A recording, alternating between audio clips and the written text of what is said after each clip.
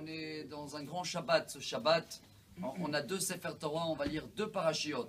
La première paracha, une grande partie, elle parle l'histoire qu'on a eue avec le lion d'or. Le lion d'or, excusez-moi, c'était pour profiter à saluer justement les gens de Lyon. Hein, ils sont fidèles, ils sont là. Alors bravo, et c'est des gens en or.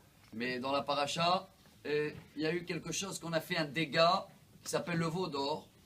Et dans le deuxième Sefer Torah, on va lire l'histoire de la vache rousse que Hachem à l'époque, il nous demandait comment se purifier, comme ça on dit en français, pour être clean de ce péché-là.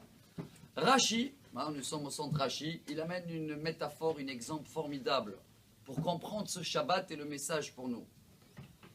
Il y avait un roi, il avait un palais, et il avait une servante qui nettoyait, qu'elle faisait le ménage et tout ce qu'il faut dans la maison. Et le fils de cette servante-là, il a fait ses besoins dans le palais du roi.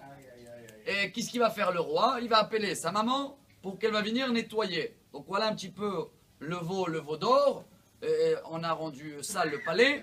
Donc la maman, si vous voulez, c'est la vache rousse, elle va venir pour nettoyer. Je pense qu'aujourd'hui, on a un problème technique. On n'a pas la maman qu'elle va venir nettoyer. On n'a toujours pas le temps, on le souhaite. Ce qui veut dire que si nous on fait des péchés et des dégâts, le palais d'Akadosh Baruch Hu, sa maison, sa résidence est toujours sale. On n'est pas tout à fait propre.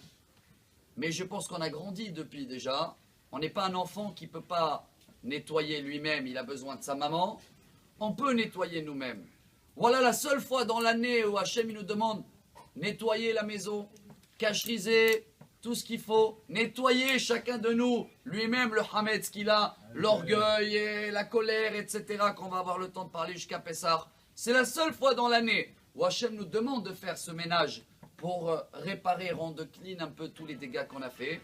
Alors c'est pour ça que chacun de nous ce Shabbat, qui fait un effort d'y aller à la synagogue, on a vu même les femmes, c'est bien qu'ils vont aller écouter ce message de Parashat Para. Et rappelez-vous de cette histoire extraordinaire entre tout le veau d'or, qu'on va essayer de comprendre comment on a pu échanger, entre guillemets, Hachem, avec un veau. Et le deuxième Sefer Torah, la vache rousse qu'elle va venir purifier, que ça aussi c'est quelque chose qu'on ne comprend pas. Même le roi Salomon, il a dit, Amarti Achkema virechoka mimeni.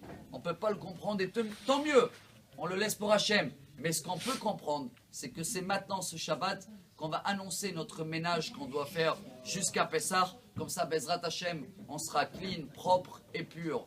Très bon Shabbat à tous, très bonne nouvelle. Amar Rabbi Elazar.